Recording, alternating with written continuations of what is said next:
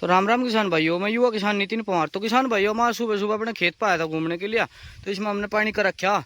बरसात हुई थी परसों 2 दिन पहले, बहुत ज़्यादा बढ़िया बरसात हुई थी। पर नु कहते हैं कि हमारे बड़े कह रहे थे कि अगर बरसात के बाद पानी दे दिया जाए खेत के अंदर तो बहुत ज़्यादा बढ़िया काम करे, बहुत ज़्यादा लगता है वो पानी अपने खेत के अंदर। तो किसान भाइयों, ये वो हमारा खेत है जिस जो एक हर्बिसाइड के कारण थोड़ा नुकसान में पहुँच गया था। और इसमें हमने 8 से 10 दिन पहले वो लगाया था, सारे ट्रीटमेंट करे थे। और इसमें नीचे फेरस और सल्फेट और मैग्नीशियम सल्फेट भी हमने डाला था। और किसान भाइयों, आज जब मैं इसकी सुबह विजिट कर रहा था, घूम कर देख रहा था कि पानी सारे में आ गया कि नहीं आ गया, तो किसान भाइयों मुझे 0238 की खलनायक मिली इसमें।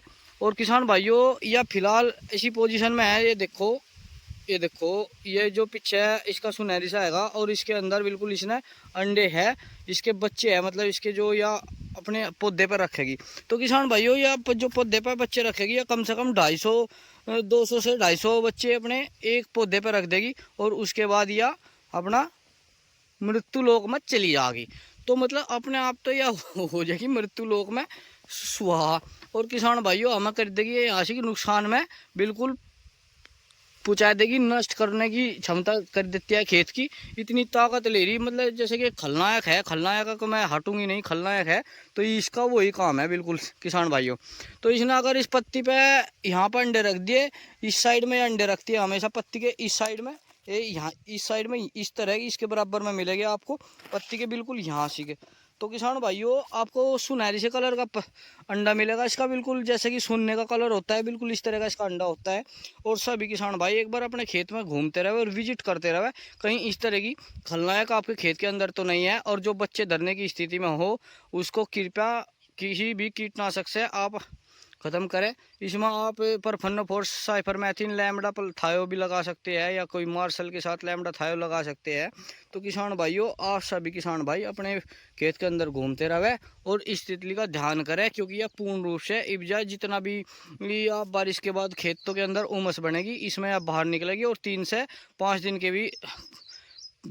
के अंदर यह अपने अंडे रखने स्टार्ट कर देती है। और अंडा 3 से 5 दिन के अंदर ही अंडा आपका लार्वा बन के पौधे के अंदर प्रवेश कर जाएगा। और जो आपका अंडा प्रवेश कर गया उसके अंदर, पौधे के अंदर, तो किसान भाइयों उसे तुम पूरा ही खलनायक मान लियो। चाहे 11 मुल्क की पुलिस लगा लियो, क्या कर रहा है ना, 11 मुल्क की पुलिस लग रही, तो कितनी दवाई लगा लियो, चाहे 11 देशों में दवाई ला कर लगा लियो, पर इसके लार्वे को तुम खत्म नहीं कर सकते बिल्कुल भी। तो अपने आप को भी ज़्यादा समझदार ना मान के किसान भाइयों, और तो समय पर ही इसका ट्रीटमेंट कर दो, क्योंकि इब इसका ट्रीटमेंट सबसे बढ़िया है।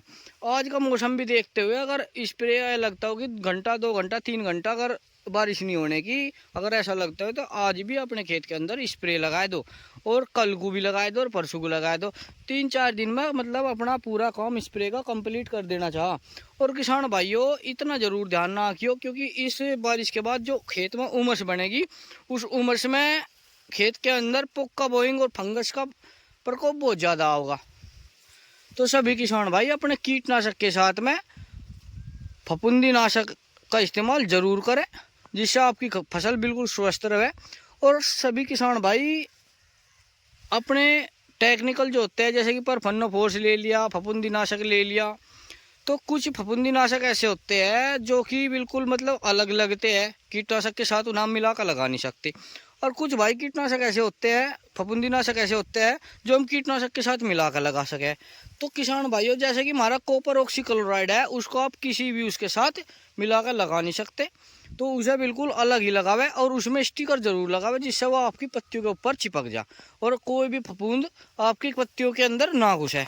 और किसान भाइयों, एक और बात, कुछ फंगीसाइड आते हैं जो कि हम कीटनाशक के साथ लगा दें, जैसे कि कार्बेंडाजिन मैनकोजेब आता है, एजोक्सिस्ट्रोबिन डाइनाफेनाकोनाजोल आता है, या एजोक्सीप्लस टैबोकोनाजोल आता है। अगर किसान भाइयों आप इनका इस्तेमाल अपने खेत में कीटनाशक के साथ करें, तो इन्हें भी कृपया डायरेक्ट बिल्कुल पानी में ना डालें। कीटनाशक के साथ एक अलग बाल्टी में 3-4 लीटर पानी लेवे और उसमें डाल के उसका एक बार मिश्रण करके उसके बाद उसको आप अपने टैंक में, टंकी में डाल लें, जिससे आपकी दवाई ना फटे। नहीं तो आपकी दवाई फंगीसाइड तो फटे ही फटेगा, और कीटनाशक भी फट जाएगा उसके तुरंत डलते ही, और आपकी दवाई बिल्कुल वेस्ट हो जाएगी, ख़त्म बिल्कुल। और आप उसकी स्प्रे लगाओगे, स्प्रे का भी पैसा दोगे, दवाई का भी दोगे, और काम आपके खेत में बिल्कुल भी वह करने की नहीं। तो ज़्यादा समझदार ना बन के, थोड़ा सा बेवकूफ़ बन के इस तितली का इलाज कर लो और इस खेत का। और सभी किसान भाई अपनी फसल का ध्यान रखो, क्योंकि थारी फसल थारी सुरक्षा, कोई दूसरा तो देखना आने का नहीं। साफ सी बात है, कौन घूमेगा किसी के खेत में? अपने खेत में अपने आप घूम लो।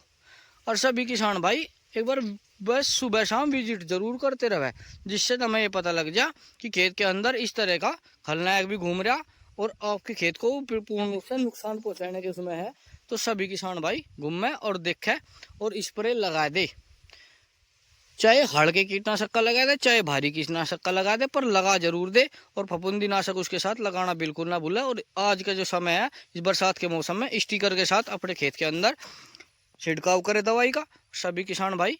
और जानकारी यहीं पूरी होती है, और जानकारी बढ़िया लगी हो तो किसान भाइयों आगे शेयर जरूर करियो। और भाई थोड़ा सा थारी सपोर्ट की भी जरूरत है, अगर सपोर्ट करोगे तो थोड़ा और ज़्यादा जानकारी देंगे और बढ़ते रहेंगे भाई थारी साथ साथ।